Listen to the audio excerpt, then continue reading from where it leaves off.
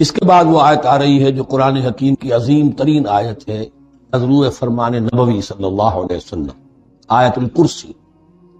اس کا تو نام بھی چونکہ معروف ہے، میں نے جو آپ کو بڑے بڑے حکمت کے موتی اور بڑے بڑے پھول آپ کو گنوائے ہیں، آیت الآیات، آیت البر، آیت الاختلاف، اور اب یہ ہے آیت الکرسی، توحید کے عظیم ترین خزانوں میں سے۔ یہ سیدت و آیات القرآن، حضور نے فرمایا یہ تمام آیات قرآنی کی سردار ہے۔ جس طریقے سے آیت بر اور سورۃ العصر میں ایک نسبت ہے کہ ہدایت اور نجات کی شرائط ساری کی ساری ایک چھوٹی سی صورت میں اللہ نے جمع کر دی، والعصر ان الانسان لفی خسر الا الذین آمنوا وعملوا الصالحات وتواصوا بالحق وتواصوا بالصبر، لیکن اس کی تفصیل ایک آیت میں آئی، وہ آیت البر ہے۔ چنانچہ جو منتخب نصاب ہم نے مرتب کیا ہے دعوت قرآن کے لیے، میں پہلا درس سورۃ العصر کا ہے اور دوسرا درس آیت البر کا ہے۔ جو نسبت سورۃ العصر میں ہے کہ وہ سورت ہے، یہ آیت ہے، لیکن اس آیت میں کئی صورتیں نکل سکتی ہیں حجم کے اعتبار سے سورۃ العصر کے برابر۔ یہی نسبت ہے سورہ اخلاص میں، 4 آیتیں، توحید کا عظیم ترین خزانہ، اور یہ آیت الکرسی، یہ آیت ہے۔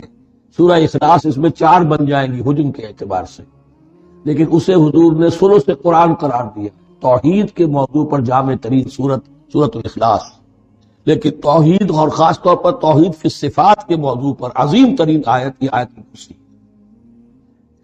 اللہ لا الہ الا ہو، اللہ وہ معبود برحق ہے جس کے سوا کوئی الہ نہیں، بڑا کیٹیگوریکل۔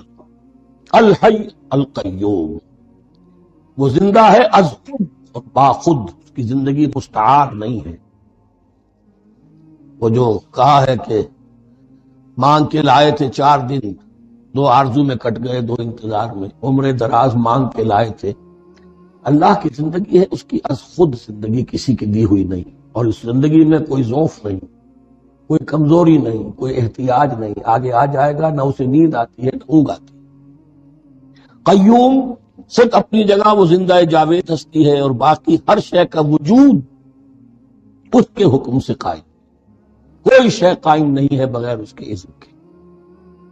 تو گویا کہ احد اور الصمد، اللہ اپنی جگہ احد، لیکن باقی پوری کائنات کے لیے صمد، جو سورہ اخلاص میں 2 الفاظ آئے ہیں، قل هو اللہ احد اللہ الصمد۔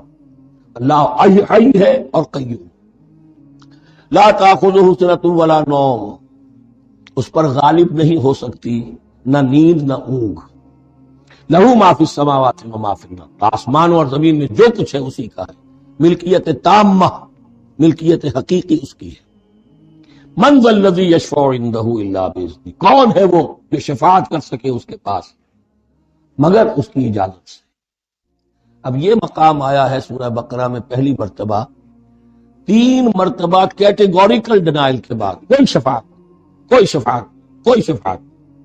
یہاں بھی جو انداز ہے بہت ہی جلالی انداز ہے، منظر نبی کس کی حیثیت ہے، کس کا یہ مقام ہے، کس کو یہ زور حاصل ہے کہ وہ اپنے اختیار کے بل پر جو اپنی حیثیت کی بنیاد پر شفاعت کر سکے، ہاں جس کے لیے اللہ اجازت دے دے۔ استثناء کے ساتھ شفاعت کا یہاں پر پہلی مرتبہ آیا، ورنہ سورہ بقرہ کے 6 رکوع کی دوسری آیت، اتقوا یوما لا تجزی نفس عن نفس شیئا ولا یقبل منها شفاعۃ ولا یؤخذ منها عدل ولا هم ينصرون۔ 15 رکوع کی دوسری آیت، واتقوا یوما لا تجزی نفس عن نفس شیئا ولا یقبل منها عدل ولا تنفعها شفاعۃ ولا هم ينصرون۔ اور اب اس سے پہلے کی آیت میں آ چکا ہے ولا شفاعہ، کوئی شفاعت مفید نہیں ہوگی، لیکن یہ کہ اس میں ایک استثناء ہے۔ اب یہ ذرا باریک مسئلہ ہے کہ شفاعت حقہ کیا ہے، شفاعت باطلہ کیا ہے، تو دورہ ترجمہ قرآن میں اتنی تفاصیل کے ساتھ بحث نہیں کی جا سکتی، وہ ایک علیحدہ موضوع ہے۔ حال ہی میں نے اس پر اپنے درس ریکارڈ کرا دیے۔ یعلم ما بین ایدیہم وما خلفہم، وہ جانتا ہے جو کچھ ان کے سامنے اور جو اس کو پیچھے ہے۔ عام طور پر دنیا میں ہم سفارش کرتے ہیں تو کہتے ہیں کہ بھئی میں جانتا ہوں اس شخص کو بہتر، اصل میں جیسا کچھ یہ نظر آتا ہے ویسا نہیں ہے، یا جیسا کچھ فیکٹس آن دی فائل آ گئے ہیں وہ بڑے ہی ڈیسیونگ ہے، اصل حقائق کچھ اور ہیں اس کیس کے، وہ میں آپ کو بتاتا ہوں۔ یہ بات اللہ کے سامنے کون کہہ سکتا ہے؟ جبکہ اللہ تو جانتا ہے جو کچھ ان کے سامنے اور جو کچھ ان کے پیچھے ہے. اور ان کا حال یہ ولا یحیطون بشیء من علمہ الا بما شاء، اور وہ احاطہ کر ہی نہیں سکتے اللہ کے علم سے کسی شے کا سوائے اس کے جو اللہ چاہے. باقی ہر ایک کے پاس علم جو ہے اللہ کا عطائی علم ہے، دیا ہوا علم ہے، محدود علم ہے. بڑے سے بڑا رسول ہو، بڑے سے بڑا ولی ہو، بڑے سے بڑا فرشتہ ہو. لا علم لنا الا ما علمتنا، ہم پڑھائیں چوتھے رکوع میں. تو کون کہہ سکتا ہے من ذا الذی یشفع عنده الا باذنہ یعلم ما بین ایدیہم وما خلفہم ولا یحیطون بشیء من علمہ الا بما شاء وسع کرسیہ السماوات والارض. اس کی کرسی تمام آسمانوں اور زمین کو محیط ہے.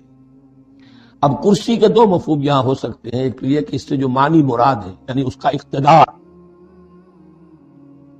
اس کی قدرت، اس کا جبر، اس کا اختیار، یہ اتھارٹی پوری کائنات کو.